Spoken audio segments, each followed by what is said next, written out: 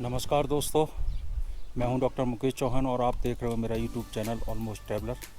तो आज मैं हूं चुशुल में।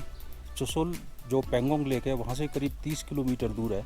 और अगर आप हल्ले के लिए जाते हैं, उमलिंगला पास के लिए जाते हैं या सोमोरेरी के लिए जाते हैं तो आपको चुशुल से ही जाना पड़ेगा। चुशुल से लोमा बैंड तक का करीब 70-75 किलोमीटर का ऑफ रोड है। उस ऑफ रोड को ही करके सभी लोग जाते हैं, हम भी जाएंगे। तो और आज हम रुके थे चुशुल में। चुशुल में ये हमारा होम स्टे है जिसमें हम रुके थे और उधर ही हमारी गाड़ी लगी हुई है। और कई दिनों से हम नहाए नहीं थे, तो आज हमने इस तरीके का होम स्टे लिया था कि हमें वहाँ गर्म पानी मिल जाए और हम नहा पाएँ। लेकिन यहाँ गर्म पानी का सिस्टम क्या है वो मैं आपको दिखाता हूँ। यहाँ आप नीचे देखोगे तो एक पानी की धारा बह रही है। ये कोई नदी है छोटी सी, उसकी एक धारा यहाँ से निकल रही है। इस धारा में से डिब्बे में से पानी लेते हैं, डिब्बे से पानी लेके यहाँ से लेके आते हैं। और ये लगा रखा है इन्होंने सोलर का हीटर, सोलर पैनल ये लगा हुआ है। तो यहाँ से ये जो नदी में से पानी लेके आते हैं उसे डालते हैं इसमें, और इसमें जितना पानी डालेंगे उतना ही पानी यहाँ से निकलता है गर्म। तो मैं भी ऐसे ही नहाया हूँ यहीं से पानी लेके, और सभी ऐसे ही नहाते हैं। ये जो एरिया है चुशुल, ये बिल्कुल चाइना बॉर्डर के नज़दीक है। आपने गलवान घाटी वाला सीन देखा होगा और सुना होगा कि चाइना की जो फौज थी वो हमारी एरिया में आ गई थी।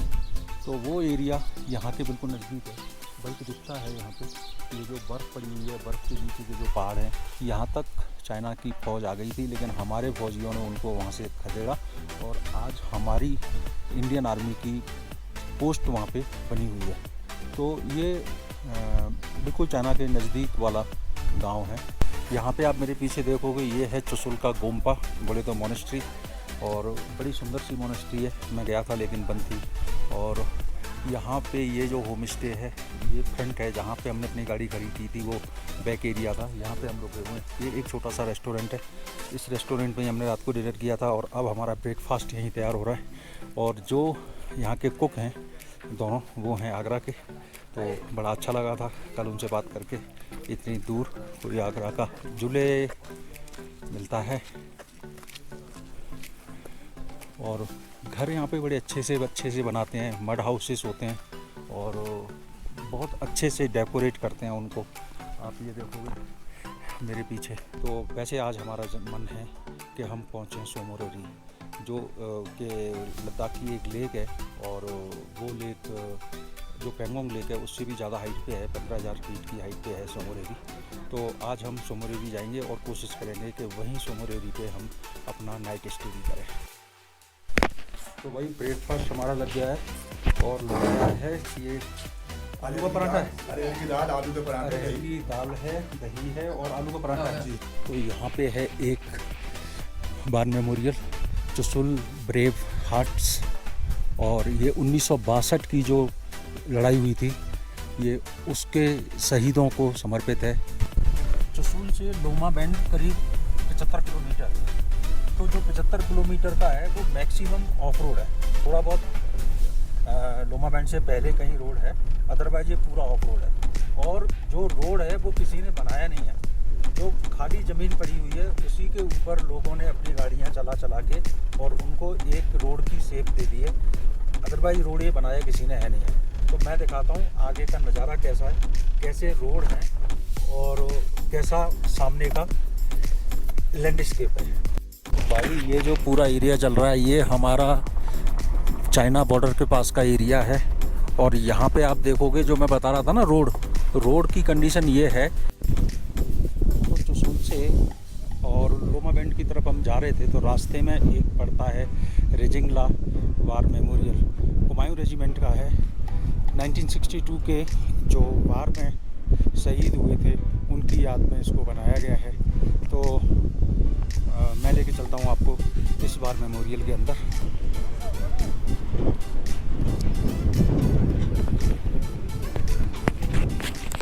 तो ये है रेजिंगला वार मेमोरियल। 18 नवंबर 2021 को राजनाथ सिंह ने इसे उद्घाटित किया था। हमने ही हमारे देश का शान का प्रतीक तिरंगा चाइना बॉर्डर पे आन बान शान से लहराता हुआ जिंदाबाद मेमोरियल।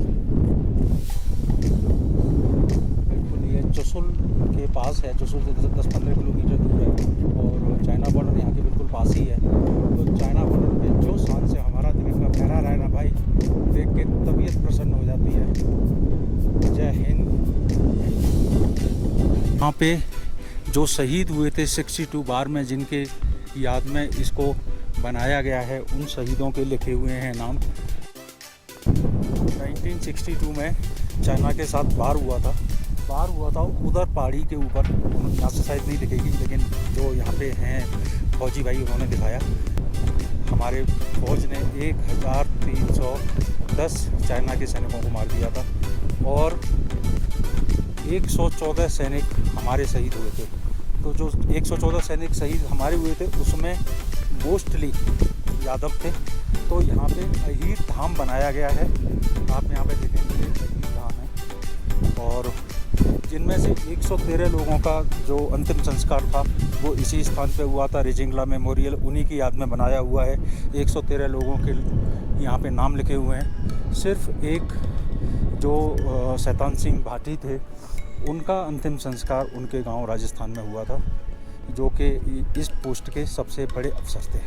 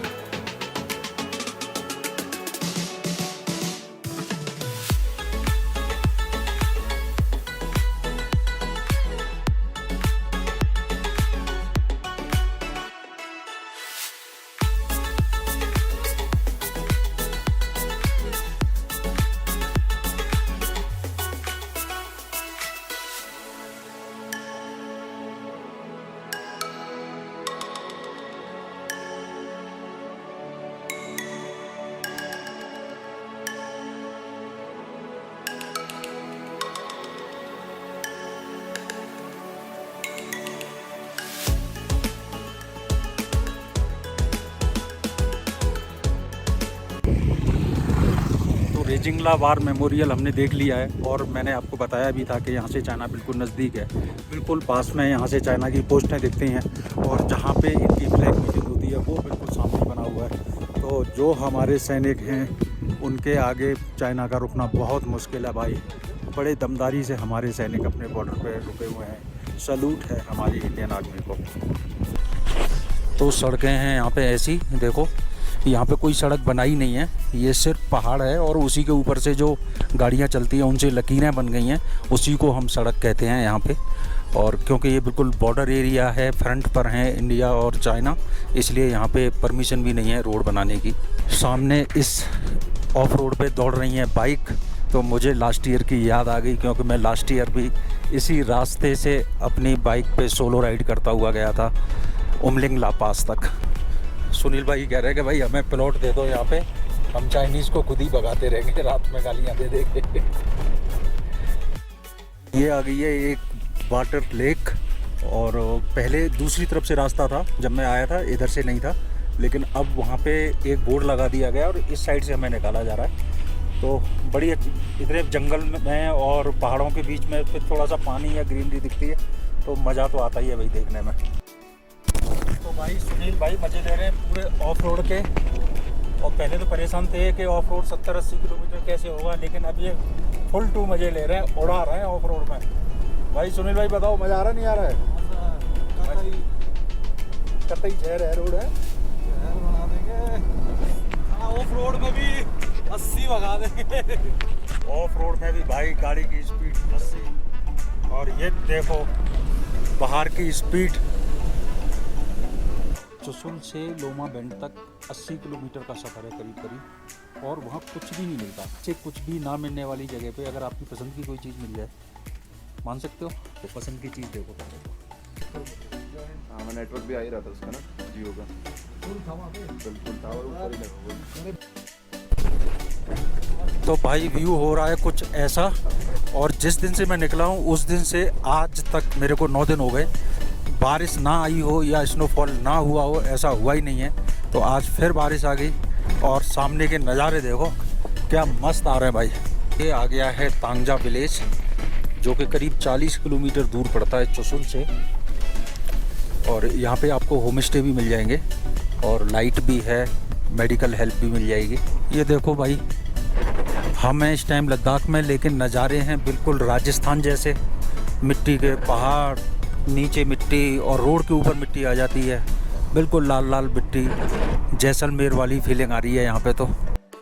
और यहाँ पे आ गए हैं ये लद्दाखी गधे, ये जंगली गधे होते हैं, ऐसे ही घूमते रहते हैं। अब आप देखो सामने एक रिवर आ गई और ये रिवर दूर तक आपको दिखेगी और क्या चमक रही है, शाइनिंग देखो रिवर की। तो हल्की सी हुई थी बारिश और बारिश के बाद मौसम में क्या बदलाव आया है, कितनी सुंदर पहाड़ की चोटियाँ दिखने लग गई हैं, बादल बिल्कुल ब्लू दिख रहे हैं और उसके नीचे फ्रेश स्नोफॉल किए हुए स्नो पीक्स दिख रही हैं और ये साथ में चल रही है सिंधु रिवर।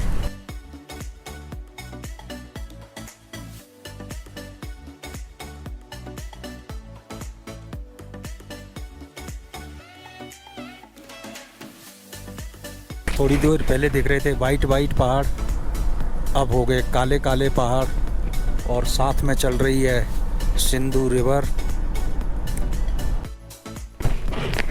अभी थोड़ी देर पहले आ रही थी बारिश और उसके बाद आ गई बर्फ और अब क्या आया है नई चीज़ देखो।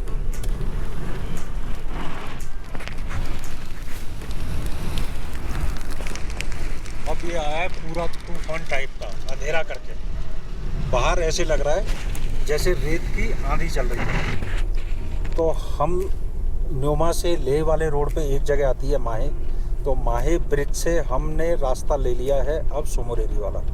तो अब आगे कैसा होगा पता नहीं है। लास्ट ईयर तो फुल ऑफ रोड था और इस बार भी स्टार्टिंग में ऑफ रोड था, लेकिन रोड अब अच्छा हो गया है। लास्ट ईयर काम चल रहा था, तो अब कहाँ तक अच्छा मिलेगा ये हमारा लक है, लेकिन बहुत ऑफ रोड था। तो अब हम कितनी देर में पहुँचेंगे सोमोरेरी और पहुँचेंगे भी या नहीं पहुँचेंगे सोमोरेरी, रास्ते में भी रुकना पड़ सकता है। तो चलते चलते हैं और देखते चलते हैं। तो हम पहुँच गए हैं सुमदो और सुमदो से अब सुमदो तक रोड अच्छा था, सुमदो से अब जा रहे हैं सोमोरेरी। तो सोमोरेरी का लिए रोड है बिल्कुल ऑफ रोड और 50 किलोमीटर है, लेकिन 2 घंटे लगे। तो चलते हैं, लेकिन सोमोरेरी से पहले एक कोई छोटी लेक भी आती है, तो हो सकता है कि अगर हमें टाइम ज़्यादा हो जाए तो हम छोटी लेक पे ही अपना कैंप लगा लें। तो जो भी होगा देखते बताएंगे भी आपको आगे चलते। तो भाई रास्ता है कुछ ऐसा सोमोरेरी लेक का, ऊपर स्नो पीक्स और नीचे रोड है, लेकिन रोड अच्छी कंडीशन में नहीं है, गाड़ी कर रही है बहुत खटर पटर और इसीलिए 50 किलोमीटर का 2 घंटा लगने की बात हुई है, क्योंकि रोड लास्ट तक ही ख़राब है ये। तो सुमदो से सोमोरेरी के लिए जब चलते हैं तो रास्ते में एक पड़ता है पास, और इस पास का नाम है नामाचुंगला पास। तो भाई ये आ गई है छोटी लेक, जो कि नाम इसका छोटी लेक है। देखने में तो काफ़ी बड़ी लग रही है, सुंदर लग रही है, कलर भी इसका सनलाइट की वजह से 1-2 जगह चेंज है। और इस साइड में देखो बिल्कुल स्नो वाला हो गया है मौसम, और पूरी जो झील है उसके आसपास कोई भी इंसान नहीं दिख रहा है।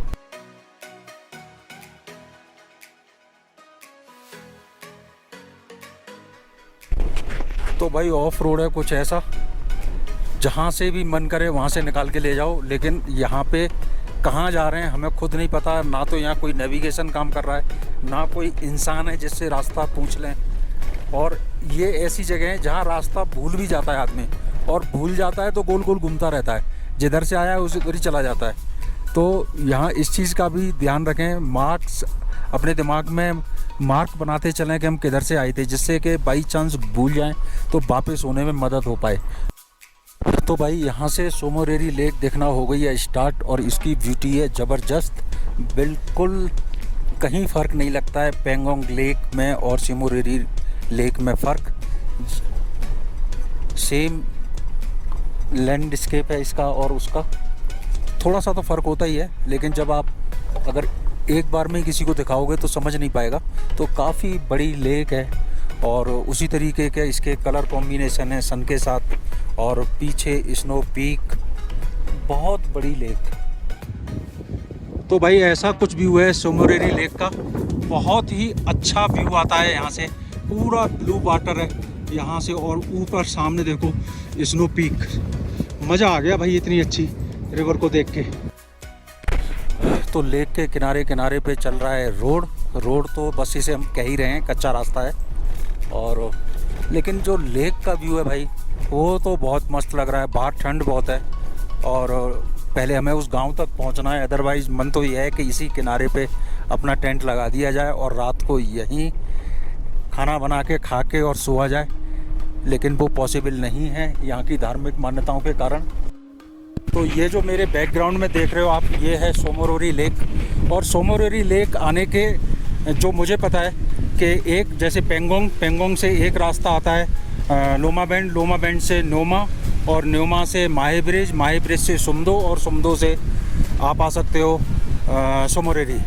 दूसरा रास्ता है जो मनाली से आता है, मनाली से आप आओगे डबरिंग से सोकर लेक होता हुआ सुमदो, और एक सुमदो से फिर आप आ सकते हो सोमोरोरी लेक।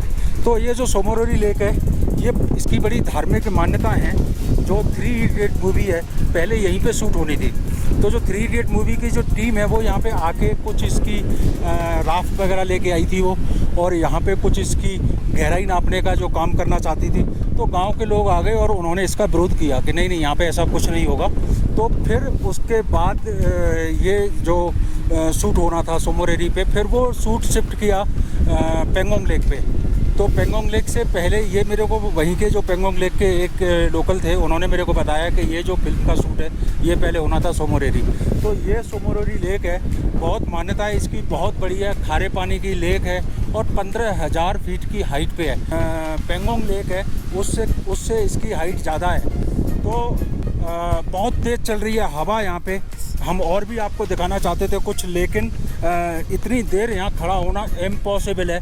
अब अभी थोड़ी देर पहले मैंने कुछ मोबाइल से शूट किया था, तो मोबाइल तो हाथ में से छूट के गिर रहा है, इतनी तेज़ हवा है। तो अब हम चलते हैं यहाँ से आगे की ओर, ऐसी जगह कैंपिंग करेंगे जहाँ पे हवा कम लग रही हो। तो हम फिर अब आगे आपको चल के दिखाएंगे जहाँ हम कैंपिंग करेंगे। और ये एक बार और देख लीजिए सोमोरेरी लेक, और यहाँ से अब हम चलते हैं आगे की ओर। तो भाइयों, सोमोरेरी लेक के बाद हम आए सोकर लेक, लेकिन सोमोरेरी लेक में भी नेटवर्क नहीं था और सोकर लेक में भी नेटवर्क नहीं था, और सुनील भाई को एक अर्जेंट काम था नेटवर्क का ही। तो हमने दौड़ते दौड़ते कहीं पे भी हमने नहीं रोकी और अब आ गए हैं डबरिंग। तो डबरिंग में अभी बजे हैं 10, और बस 10 मिनट पहले ही हमने अपनी ओवरलैंडर यहाँ पे पार्क की है और तैयारी कर दी है डिनर की, क्योंकि हमने आज लंच भी नहीं किया था। तो आज डिनर की तैयारी है और डिनर में आज हम बना रहे हैं चिकन, बढ़िया फर्स्ट क्लास।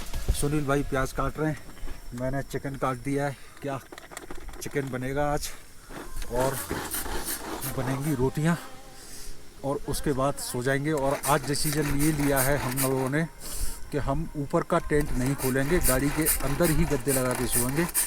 तो अंधेरा भी हो रहा है, बहुत अच्छा शूट नहीं होगा। अब हम फटाफट से कुछ बनाते हैं और उसके बाद बनने के बाद जो प्लेट में आएगा ना, तभी आपके पास आते हैं। देखो हम बना रहे हैं यहाँ पे खाना, और ये है ब्यूटेन सिलेंडर, और इसके ऊपर जम रही है बर्फ़। बताइए इतनी ठंड में कैसे खाना बनाएं, इसके ऊपर बर्फ़ जम गई है।